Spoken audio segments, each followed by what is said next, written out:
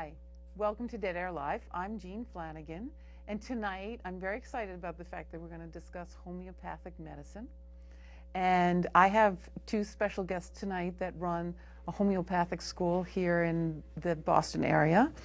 And so my first guest is Begabati. I've been practicing, but Begabati Lenahan, and she's the director of the school, and Paris Gums, who's the co-director of the school. And I want to thank you guys for coming tonight. You're welcome. And this is going to be fun because we're going to find out about homeopathic medicine, which I use a little bit of. Being an athlete, I use Arnica montana, and that's probably the one I've used the most in my career. But where does homeopathic medicine come from? It was started in Germany a couple hundred years ago by a doctor who was very disillusioned with the medicine of his time, which is mostly like leeches and bloodletting and things like that.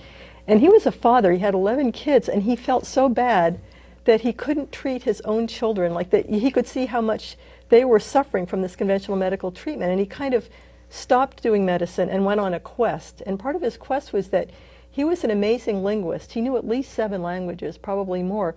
And he would do translations of medical texts from all around the world.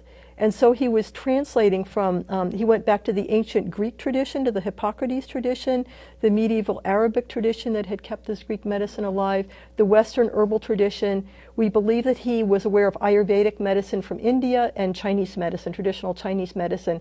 And he had this incredible eclectic mind, and somehow he fashioned a type of medicine that included this sort of energetic basis of the Eastern medicines, the Ayurvedic and the Chinese medicine, with this kind of physical grounding in the plant medicine of the Western tradition. And he also used the medicines of his time that were so toxic, like mercury, which we know now, arsenic, we know now were so toxic, but they were used as medicine back then.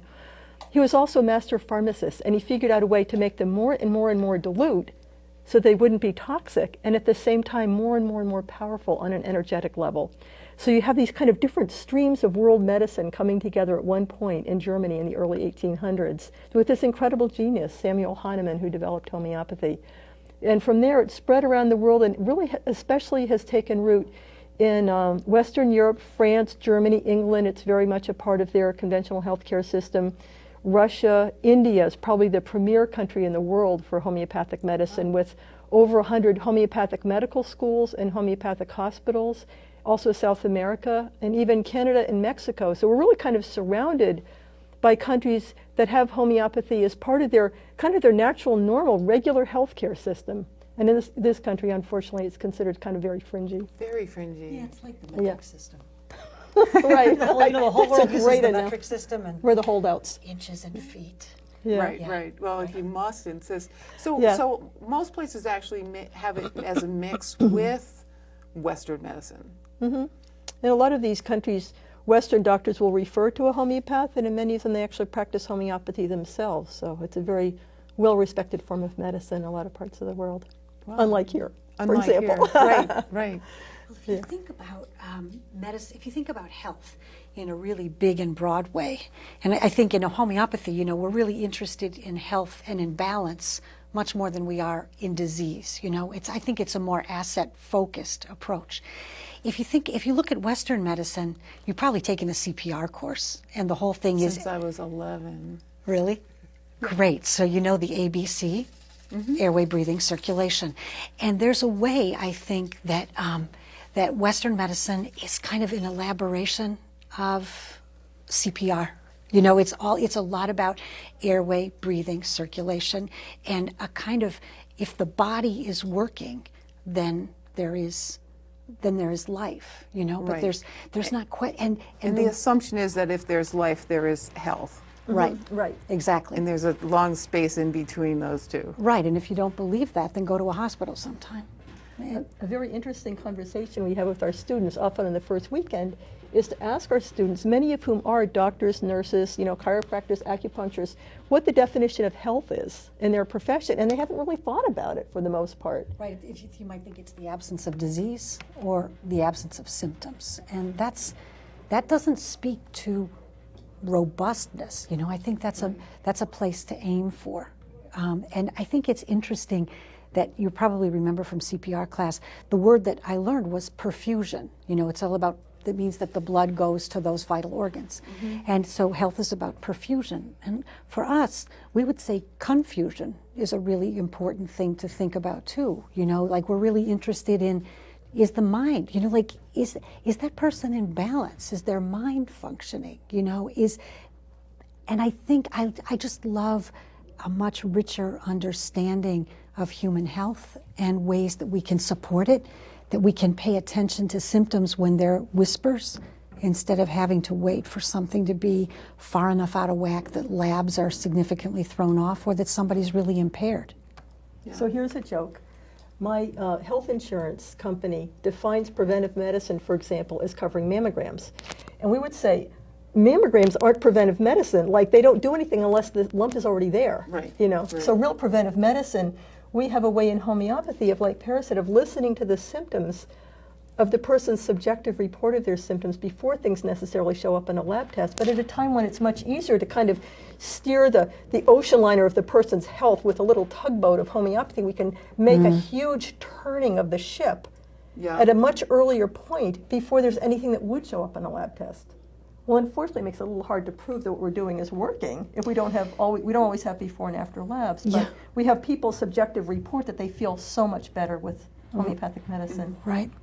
So let's get down to the what is it part, which is sort of this big confusion about defining it. How do you define it? Is there a way? I mean, we've talked about the holistic aspect of medicine. Right. I would say it's, we could say that it's an entire system of medicine that uses natural substances to create remedies. Remedies, you know, that's our word for medicines, that are used in a minimum dose, which is, we'll come back to that point later because, as Begabati mentioned, the thing about dilution and dilution so that things wouldn't be toxic. And that what we're interested in doing is sort of a quirky idea, but that we match, that if someone took that remedy who was healthy, they could develop, if they took a lot of the remedy, they could develop a constellation of symptoms that we would call the remedy picture. And if you need the remedy, you would naturally develop that same collection of symptoms. And so we're matching the remedy and symptom picture. And that's what makes that different is that in the kind of medicine that we're used to, you oppose symptoms. You know, if you have swelling, you better, like, you know, elevate, put ice on it, all the things to stop the swelling. Or whatever the ailment is, you try to stop it. And in homeopathy, it's much more like if there's a runaway train, you know, you're just going to parallel the train until you can influence it and bring things back around. And what that is with the remedy is we deliver a message to the vital force. One of the things that Hahnemann reminds us about is a commonly held idea in the time that everyone has a vital force. That's that animating principle. If you've ever been with a being who's alive and then who passes, you know that there's a huge change there. And that vitality is the thing that, it's not just an immune system. You know, it's not just the ability to do homeostasis. You know, it's the coordinating thing that keeps you alive. And Hahnemann said it's the thing that helps you do what you came into this life to do. So that organizing principle is what does the healing. We just send the message. So that's like the Chinese Qi. Exactly. I mean, it would be the same because I know, you know, through Tai Chi and Qigong and all those, we hear about the whole Eastern philosophy of Qi more than we do, as that there's a European. I say that loosely, but more of the Western version of it, which has been. Yeah. So I have a story about that. My father is a doctor. He's a vascular surgeon. He's 80 now. He's still practicing. And he kind of struggles to understand what I'm doing with my life. So I was trying to explain to him this concept of the vital force or the healing energy, and Dad really thought about it. And then he said, you know, I could have two different 75-year-old ladies with a diabetic ulcer. And let's say that one woman is a widow, her kids live far away, she doesn't belong to a church or other social group, she's very isolated, doesn't really have any activity, she's pretty depressed. I can take another 75-year-old woman with the exact same